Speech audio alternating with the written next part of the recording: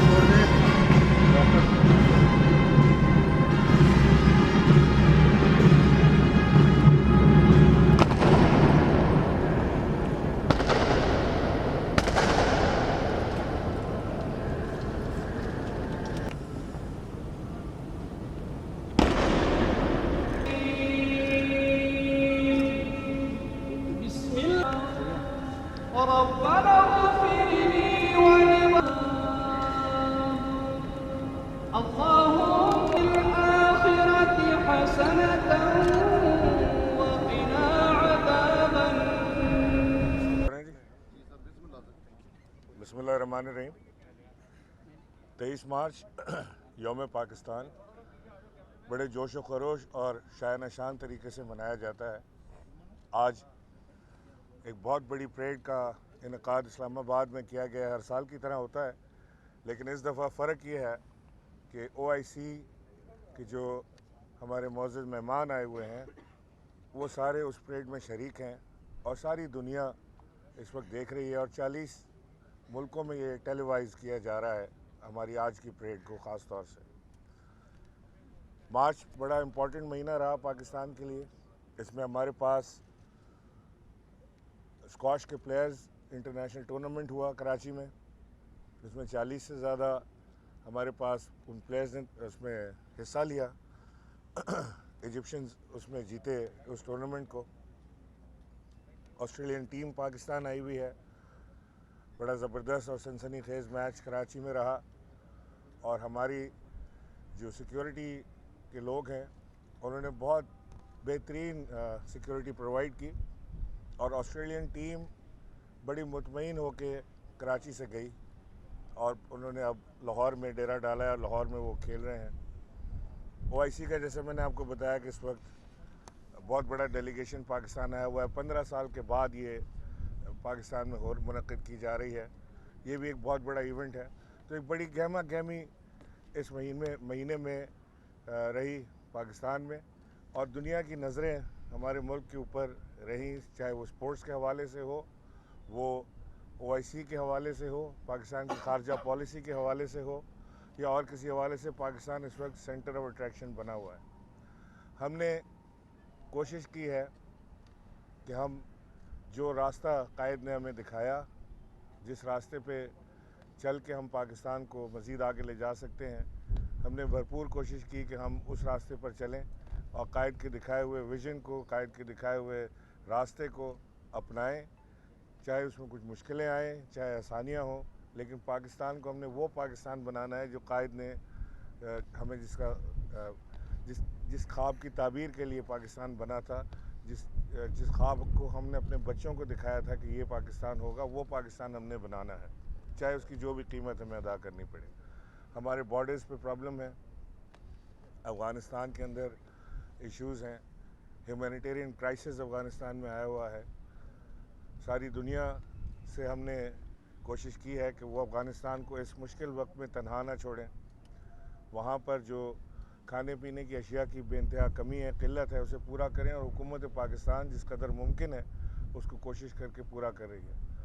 आज के दिन हम अपने कश्मीरी भाइयों को भी नहीं भूलते हैं, जिनके ऊपर कर्फ्यू लगे हुए अब तकरीबन 2 साल हो गए हैं, लेकिन शायद 2 साल से भी ज़्यादा हो गया है, और लेकिन वो अभी तक वो कैद बंद की हालत में है मौजूद। वहाँ पर गैर इंसानी सलूक रवा किया जा रहा है, दुनिया की आंखें उस तरफ से बंद हैं।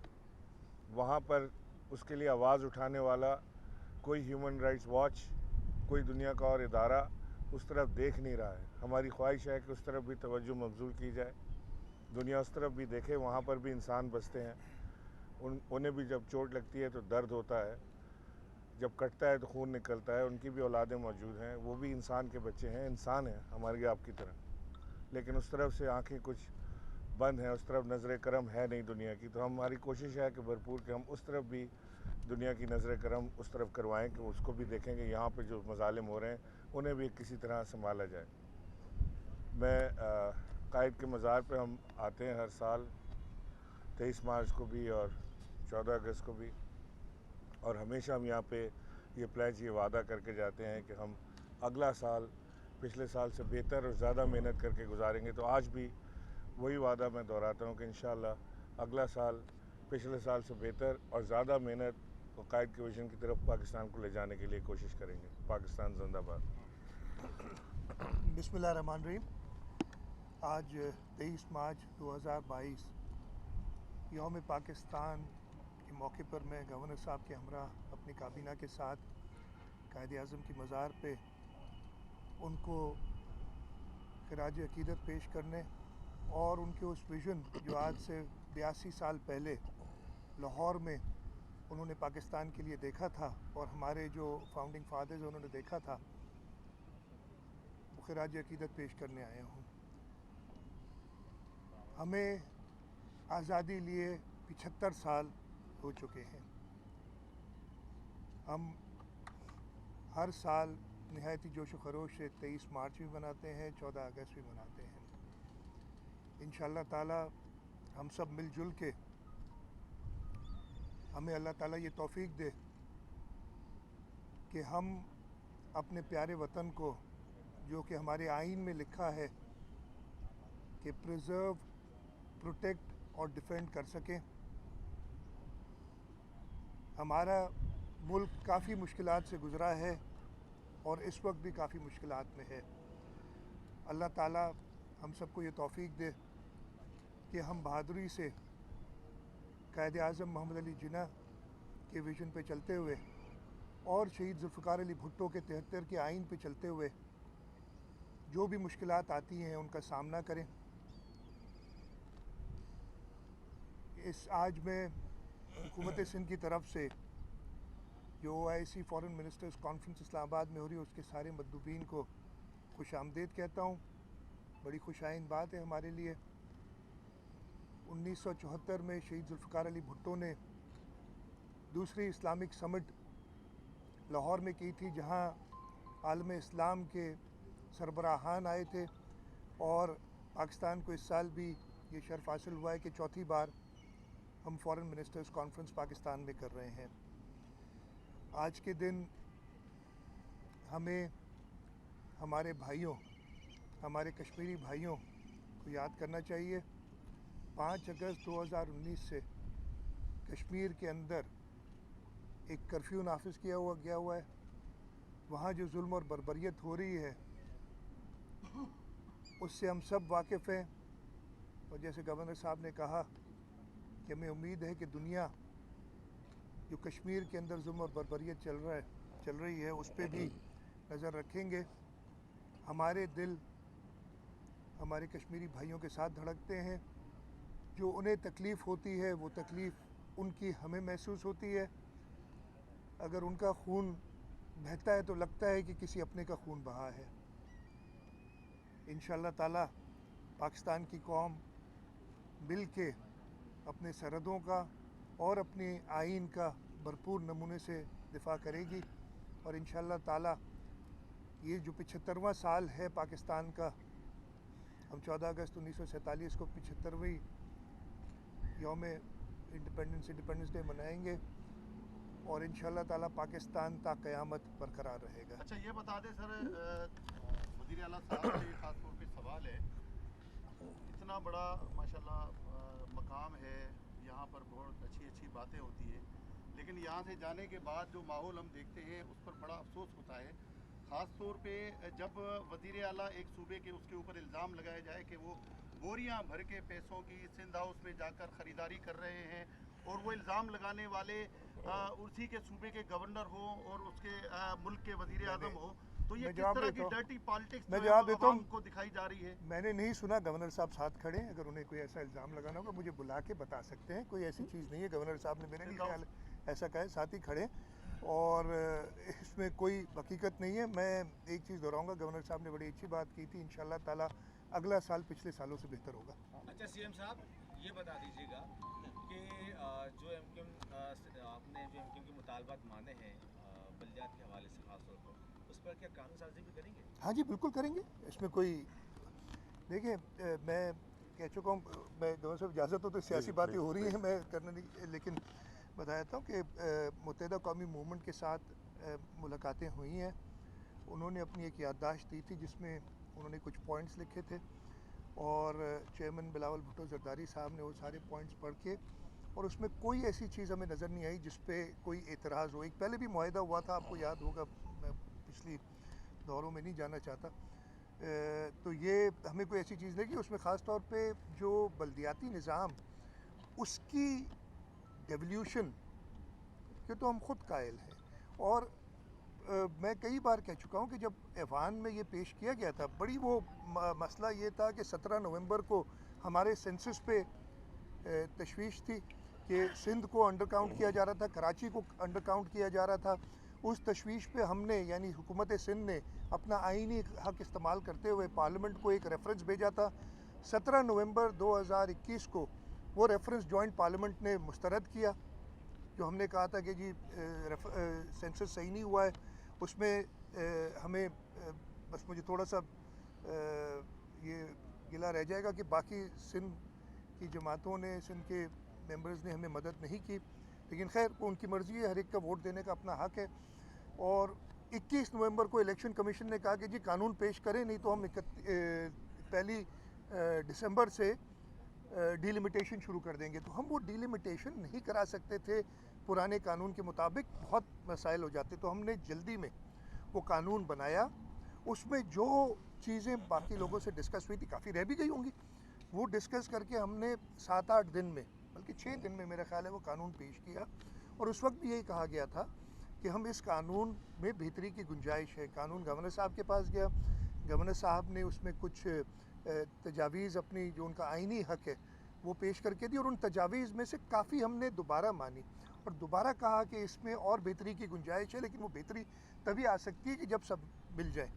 और लेटेस्ट उसकी पोजीशन ये है कि असेंबली के अंदर वो नया कानून पेश किया गया है तजावीज़ के साथ, और वो एक सेलेक्ट कमेटी को दे दिया गया है जिसके अंदर हर जमात के नुमाइंदे मौजूद हैं, और वहाँ पे डिस्कस करके और इंशाल्लाह ताला इस कानून को जो भी असम्बली की राय होगी कलेक्टिव, और उसके साथ साथ जो भी कोर्ट की डिसीशंस हैं उनके ऐन मुताबिक बनाया जाएगा। तो ये तो हम पहले ही सारी चीज़ कर चुके हैं, तो इसमें कोई ऐसी बात नहीं है। गवर्नर साहब, अभी सीएम साहब भी आपके साथ खड़े हैं, वफाक में जो कुछ चल रहा है उसमें शेख रशीद के मुतालबे के बाद आपने भी प्रेस कॉन्फ्रेंस करते हुए कहा कि वज़ीर आज़म अगर मुझे कहे तो सिंध में गवर्नर रूल लगाने में 1 मिनट भी देर नहीं करूँगा। तो सिंध के लोग ये जानना चाहते हैं कि वफाक की जंग आप यहाँ सिंध में क्यों लड़ने आ रहे हैं? देखिए, अव्वल तो ये है कि ये एक मामला नो कॉन्फिडेंस का चल रहा है और उसमें ये मुनासिब नहीं है कि मुझे और चीफ मिनिस्टर को एक साथ खड़ा करके आप ये सवाल करें। नहीं, ऑनेस्टली मतलब ये लेकिन अगर आप इजाज़त दें तो मैं थोड़ा जवाब दे दूँ इस पर। देखिए, वज़ीर आज़म इमरान खान, सदर पाकिस्तान डॉक्टर आरिफ अलवी, ये डॉक्टर आरिफ अलवी साहब मेरे डायरेक्ट बॉस हैं। गवर्नर राज सदर पाकिस्तान की ईमा पर लगाया जाता है। जाहिर है कि अगर सदर पाकिस्तान मुझे कहेंगे लगाने के लिए तो मेरे पास कोई जवाज़ नहीं है कि मैं ना लगाऊं, लेकिन ऐसी कोई चीज़ हो नहीं रही। ये हमेशा एक बात चलती है और इस बार ज़्यादा इसलिए उठी कि शेख रशीद साहब ने पार्टी मीटिंग के अंदर इंटीरियर मिनिस्टर होने के हवाले से उन्होंने ये बात कही वज़ीर आज़म को कि मैं वज़ीर दाखिला की हैसियत से आपको ये एडवाइस कर रहा हूँ कि आप गवर्नर राज लगा दें। ये इस्तेकाक वज़ीर आज़म और सदर पाकिस्तान का है कि वो लगाना चाहते हैं कि नहीं लगाना चाहते। उन्होंने उनकी दरख्वास्त को या उनकी बात को रिव्यू किया और उसके बाद उन्होंने ये फ़ैसला किया कि वो इस तरफ नहीं जाना चाहते। तो ये बात यहाँ पे ख़त्म हो जाए तो बेहतर है। ठीक है, थैंक साहब, ये बताइएगा कि जो भी सारी टैक्सेस चल रही हैं वो ठीक है, लेकिन फ्यूचर प्लान्स के हवाले से जो कराची के लिए है या जो आप समझते हैं तो आगे के लिए आप मिल के काम करेंगे अगर फ्यूचर पे होते हैं आप लोग या नहीं? देखें, मैं तो बिल्कुल मुकम्मल यकीन के साथ आपसे ये कह सकता हूँ कि हम अपना टेन्योर पूरा करेंगे इंशाल्लाह, और जो फ्यूचर के मंसूबे हैं जो चल रहे हैं, जो इस वक्त जारी हैं या मज़ीद आने हैं, वो इंशाल्लाह इससे मैंने आपसे ये कहा मज़ार क़ायद पर खड़े होकर कि हर साल हम कोशिश करते हैं कि अगला साल इससे बेहतर हो। तो इंशाल्लाह अगला साल इससे बहुत बेहतर होगा और जो फसल बोई है उसे काटने का वक्त भी अब है, क्योंकि जो साढ़े 3.5 साल 4 साल में जो काम किए गए हैं, जो अमली इक़दाम लिए गए हैं, जो ऐसे काम किए गए हैं जिनसे एक्सपोर्ट्स में इजाफ़ा हुआ है, ट्रेड डेफिसिट में कमी आई है और पाकिस्तान फाइनेंशियली बेहतर होना शुरू हुआ है, तो उसका समर जो है वो अब नीचे तक पहुंचने का वक्त है और इंशाल्लाह वो मिलेगा। अच्छा गवर्नर साहब, आपने कहा कि अगर सदर पाकिस्तान मुझे हुक्म देंगे तो मैं गवर्नर राज लगा दूंगा। आपके लिए सदर पाकिस्तान तुम लगवा के छोड़ना गवर्नर राज। अगर सदर पाकिस्तान का हुक्म ज़्यादा अहम है या आइन ज़्यादा अहम है? क्योंकि आइन में एक तरीका मखसूस है कि उस तरीके के मुताबिक चलकर आप गवर्नर राज लगा सकते हैं, वरना नहीं लगा सकते, और ऐसे हालात हैं नहीं। जी, सदर पाकिस्तान जानते हैं आइन को, मुझसे बेहतर जानते हैं, और अगर वो ऐसी कोई बात करेंगे तो आइन के मुताबिक ही करेंगे। गैर आइनी बात तो सदर पाकिस्तान के ऑफिस से हो नहीं सकती। बताइएगा, जरदारी साहब ने जो है वो खालिद मकबूल सिद्दीकी को इस्लामाबाद आने की दावत दी, तो क्या समझते हैं अदम एतमाद तहरीक क्या कामयाब होगी? मैं तो यही कहूँगा कामयाब होगी, लेकिन देखिए ये सारी चीज़ें अनफोल्ड हो रही हैं और मेरा सिर्फ एक ही इस कामयाब, जैसे मेरा आपने पूछा तो मैं तो कह रहा हूँ बिल्कुल कामयाब होगी, लेकिन एक ही दरख्वास्त हर एक से है कि इस मुल्क का आइन सुप्रीम है। आइन के तहत जो तरीक़ाकार है उसको अपनाया जाए और इस मुल्क के नुमाइंदों को, अगर आइन आप पढ़ेंगे ना तो आइन में शुरुआत होती है कि सॉवरेनिटी अल्लाह ताला के पास है और इस मुल्क की सॉवरेनिटी इस मुल्क के लोगों के पास है जिन्होंने कौमी असम्बली के मेंबरान को ये इख्तियार दिया हुआ है। तो उन कौमी असम्बली के मेंबरान को आइन के तहत इख्तियार है, आइन में सब लिखा है। ये पहली बार नहीं हुआ, 2 बार पहले नो कॉन्फिडेंस मोशन हो चुका है और दोनों बार आइन के मुताबिक। एक बार शहीद मोहतरमा बेनज़ीर भुट्टो के ख़िलाफ़ हुआ था, 23 अक्टूबर को टेबल हुआ था, ये तारीखें याद रखिएगा। सबमिट हुआ था, 25 को असम्बली में पेश हुआ और 1 नवंबर को उस पर वोट हुआ, ये आप सबको याद होगा।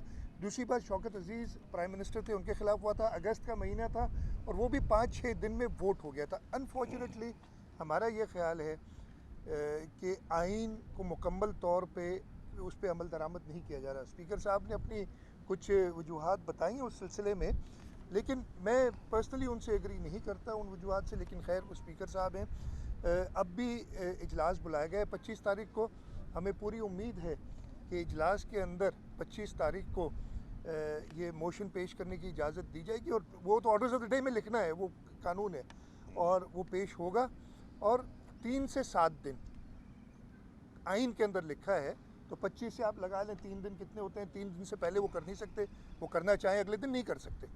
3 दिन कम अज़ कम उन्होंने देने, और 7 दिन से ज़्यादा वो दे नहीं सकते। आइन पे चलें तो इस मुल्क की बेहतरी में होगी हर चीज़ जो भी होगी। अच्छा, गवर्नर साहब ये फरमा दीजिएगा कि वज़ीर आला साहब तो बहुत कॉन्फिडेंट नज़र आ रहे हैं कि वो MQM को कुछ ना कुछ दे के राज़ी कर लेंगे।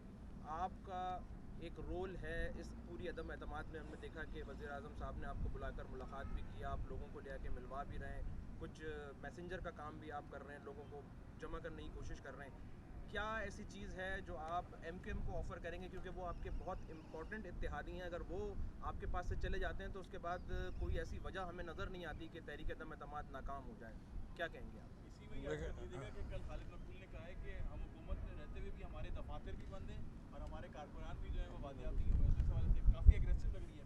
देखें, नंबर 1 तो ये कि आजकल ज़मीर के जागने और सोने का सीज़न आया हुआ है, और ये ज़मीर सीज़न में ही जागते हैं। ये वोट ऑफ नो कॉन्फिडेंस आए तो ज़मीर जागना शुरू हो जाते हैं, और वोट ऑफ नो कॉन्फिडेंस ख़त्म हो जाए तो वही ज़मीर दोबारा दूसरी तरफ जाना शुरू हो जाते हैं। ये बड़ा एक अलमिया पाकिस्तान की सियासत में रहा है कि जो अपनी जमात के साथ धोखा करते हैं और आइन और कानून का सहारा लेने की कोशिश करते हैं मेंबरान ज़मीर के नाम पे। मैं समझता हूँ कि पाकिस्तान में कानून साजी ऐसी होनी चाहिए कि कोई भी शख्स अपनी जमात के साथ वो गद्दारी ना कर सके। मेरे लिए ये गद्दारी है कि जो आप इलेक्ट किसी और जमात से होकर आएँ और फिर अचानक आपका ज़मीर जाग जाता है इलेक्शन के नज़दीक के, अब वो आपको किसी कदर और जाना है तो वो उस तरफ चले जाए। MQM, काफ लीग, बैप पार्टी या कोई और जमात, वो क्योंकि अपने कहीं इलेक्ट होकर आए हैं, उनकी मर्ज़ी है कि वो किस तरफ खड़ा होना चाहते हैं। उनका ये हक़ है, इस्तिकाक है, उसको इस्तेमाल वो कर सकते हैं कि आया वो हुकूमत के साथ खड़े होना चाहते हैं या हुकूमत के ख़िलाफ़ खड़े होना चाहते हैं। उन्हें ये देखना है कि उन्होंने पिछले 3.5 पौने 4 साल में उन्हें सियासी तौर पे कोई फ़ायदा हुआ, उनके जो प्रोग्राम थे उनके ऊपर कोई फ़ायदा हुआ कि नहीं हुआ। ये उनका कतई उनका फ़ैसला है कि वो उस पर क्या अमल करना चाहते हैं। कोशिशें दोनों तरफ से हो रही हैं, अपोजिशन भी उनको इस वक्त जो है सब्ज़ बाग दिखा रही है, और हुकूमत पाकिस्तान के साथ तो वो चले ही हैं। उन्होंने जो बाग उनको पीछे उन्होंने देखे हैं वो उन्होंने अब देख ही लिए हैं कि वो कितने सब्ज़ थे या नहीं थे। तो ये फ़ैसला अब उन्होंने ख़ुद करना है।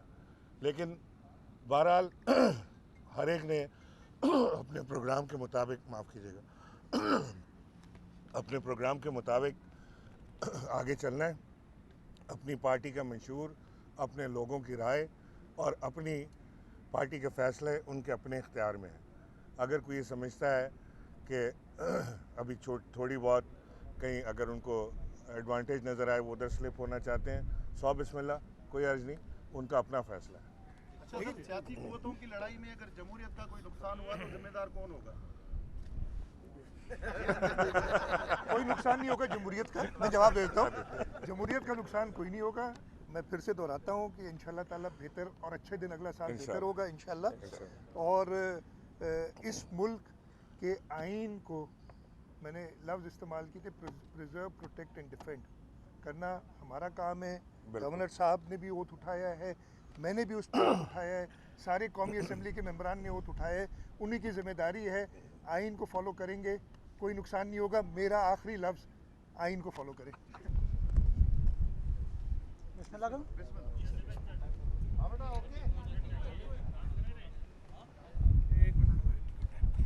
कर दूं बिस्मिल्लाह भाई? Yes, no, yes. बिस्मिल्लाहिर्रहमानिर्रहीम।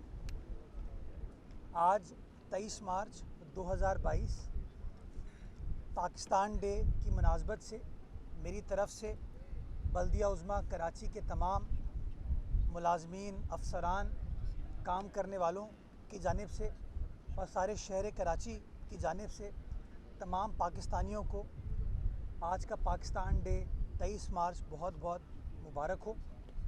इस उम्मीद के साथ, इस नीयत के साथ, इस दुआ के साथ कि हम 23 मार्च 1940 की जो करारदाद लाहौर है, जो बाद में जिसको करारदाद पाकिस्तान का नाम दिया गया, हम उसके अक़वाल से, उसके तमाम पॉइंट से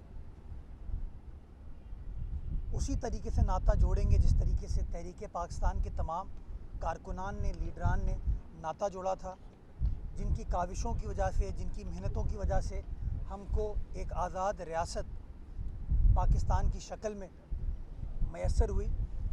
और आज का दिन तजदीद अहद व वफ़ा का दिन है कि हम उन तमाम उसूलों के साथ खड़े होकर वो पाकिस्तान जिसका ख्वाब अल्लामा इकबाल ने देखा था, वो पाकिस्तान जिसके लिए कायद आज़म मोहम्मद अली जिन्ना, लियाकत अली ख़ान और तहरीक पाकिस्तान के तमाम कारकुनान ने जद्दोजहद की थी, वो पाकिस्तान अपनी 22 करोड़ पाकिस्तानियों को इंशाअल्लाह मैसर करने में अपना अपना किरदार अदा कर पाएंगे। पाकिस्तान जिंदाबाद। सवाल जवाब है। अच्छा, क्योंकि पॉलिटिकल सिचुएशन इस वक्त पाकिस्तान में जो है उसकी मुनासबत से बात करना चाहेंगे। MQM और पाकिस्तान पीपल्स पार्टी के दरमियान जो बातचीत हो रही है, उसका एक नुक्ता बल्दियाती हुकूमत और एडमिनिस्ट्रेटर की सीट भी है। तो अगर मामला तय पा जाते हैं तो फिर तो आपको सीट छोड़नी पड़ेगी। कोई बात नहीं, मैं समझता हूँ कि आपने कहा कि सियासी सवाल कर लेते हैं। सियासी सवाल तो आप हर बार करते हैं, दिन कोई भी हो, सियासत और सियासी सवालात चलते रहते हैं। मुत्तहदा कौमी मूवमेंट एक सियासी जमात है, उसका मैंडेट है, उसके मेंबरान असम्बली है और तमाम सियासी जमातों की मैं समझता हूँ गुफ्तगू शुनीद होनी चाहिए, डिस्कशन होनी चाहिए कि किस तरीके से आप अपने वोटर्स का भला कर सकते हैं, किस तरीके से आपके जो अपने अपने सियासी जमात के जो उसूल हैं, फ़लसफ़ा है, उसको इम्प्लीमेंट कर सकते हैं। उस हवाले से मुत्तहदा कौमी मूवमेंट के दोस्त जो हैं वो पाकिस्तान पीपल्स पार्टी के साथ मशावरत कर रहे हैं, हमारी गुफ्तगू शुनीद चल रही है और बातें की जा रही हैं। कुछ पॉइंट्स हमारी जानिब से रखे गए हैं, कुछ पॉइंट्स मुत्तहदा कौमी मूवमेंट की जानिब से रखे गए हैं, लेकिन बुनियादी तौर पर जो भी फ़ैसला होगा वो फ़ैसला आपको बता दिया जाएगा जब लार्जर पर्सपेक्टिव ये हो कि आपको कायद आज़म का पाकिस्तान, जमहूरी पाकिस्तान, आइन पर मबनी पाकिस्तान, ऐसा पाकिस्तान जहाँ पर तमाम जो ह्यूमन राइट्स हैं, आपके इकोनॉमिक राइट्स हैं, आपके जो जमहूरी राइट हैं, आपके जो आइनी राइट्स हैं, उनको प्रोटेक्ट करने की ज़रूरत है। तो उस पाकिस्तान को बनाने के लिए मैं समझता हूँ इमरान ख़ान साहब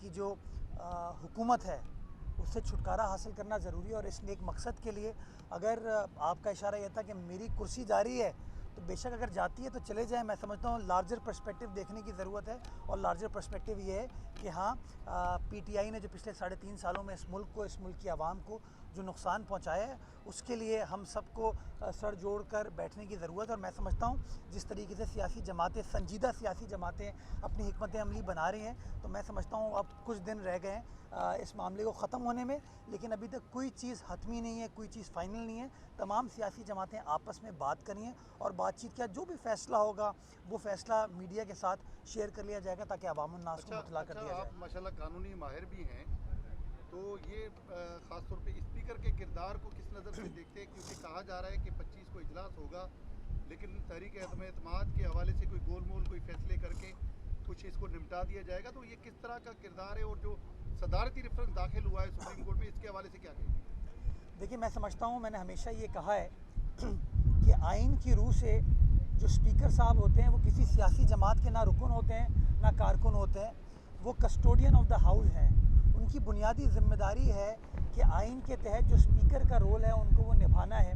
और आइन पाकिस्तान आर्टिकल 54 में बड़ा वाज़े तौर पर ये कहता है कि अगर असम्बली के 25% मेंबरान ने रिक्वेजिशन जमा कराई तो 14 रोज़ के अंदर अंदर स्पीकर साहब को इजलास को मुनक्किद करना लाजमी है।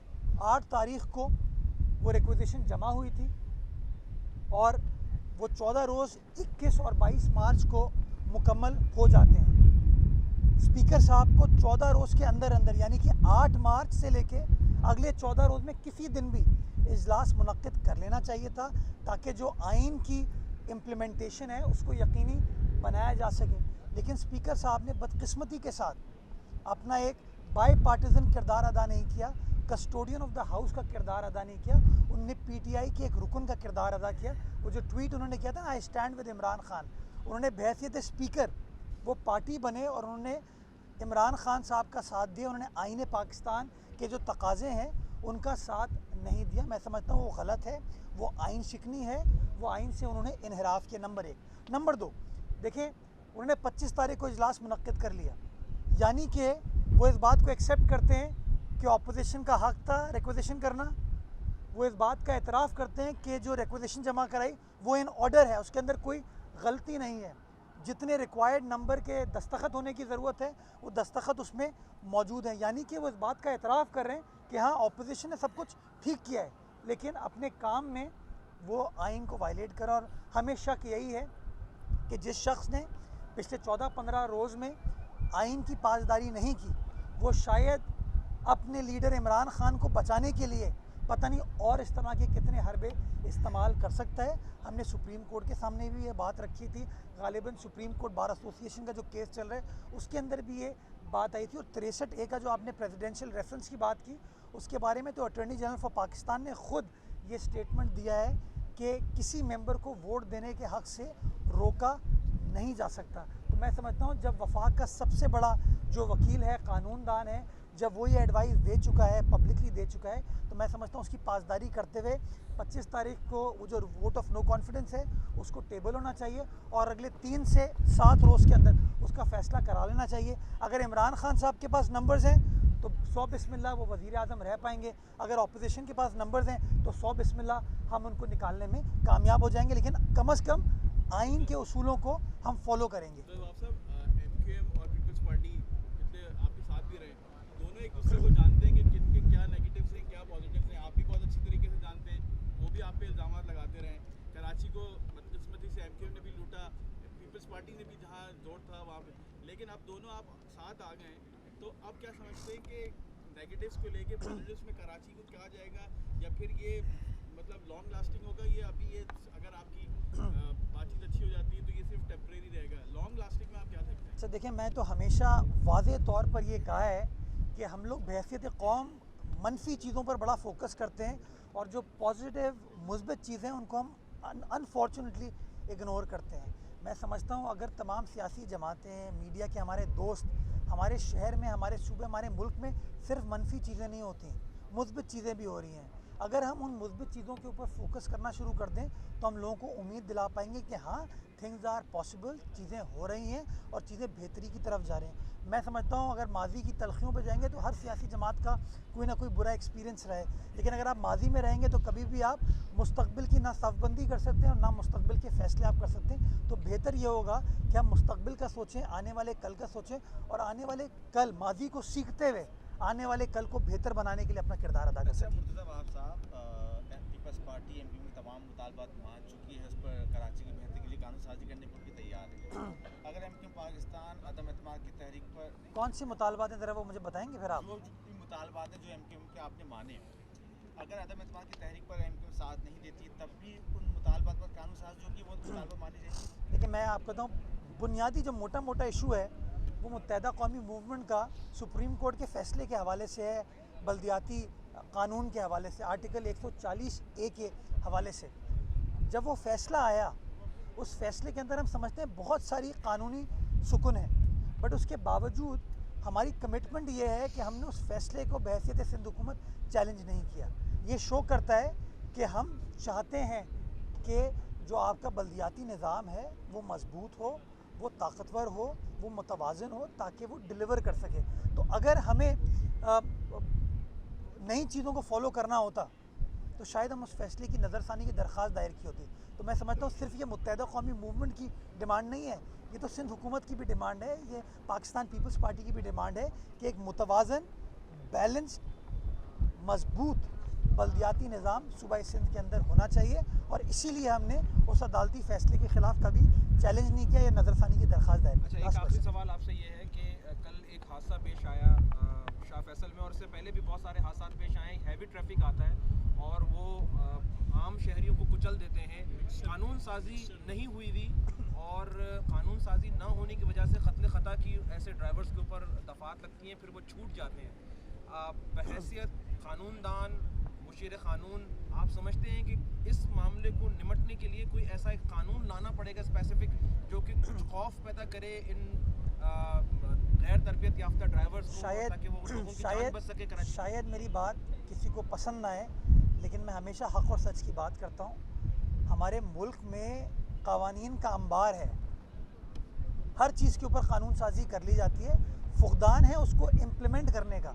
आप कह रहे हैं ना लोगों के अंदर खौफ नहीं रहा, वो खौफ इसलिए नहीं रहा कि आप किसी शख्स को दहशतगर्दी करते हुए पकड़ते हैं, उसके ऊपर दहशतगर्दी की दफ़ात लगती हैं, लेकिन उसके बाद भी उसके ऊपर जुर्म साबित नहीं होता, वो अदालत से छूट जाता है। तो मैं समझता हूँ कानून साजी से ज़्यादा इम्पॉर्टेंट चीज़ है कि हमारे यहाँ जुडिशल रिफॉर्म इस तरह के आएँ कि इस तरह के जो केसेस अदालतों में जाते हैं, अगर उनका महीने में, 2 महीने में, 3 महीनों में, जिस तरीके से बाकी अक़वाम के अंदर फ़ैसला होता है, अगर फ़ैसले होना शुरू हो जाएं, तो मैं समझता हूँ जो शख्स भी कानून शिकनी करेगा उसको ये डर होगा कि अगर I will take law in my own hands, law will take its course and I will be penalised. But होता ये है कि हम लोग जब अदालत में केस जाता है, वो इतना इल्तवा का शिकार होता है, उसमें इतना टाइम लगता है कि बदकिस्मती के साथ उसकी फ़ौक़ियत कहीं ना कहीं खो जाती है।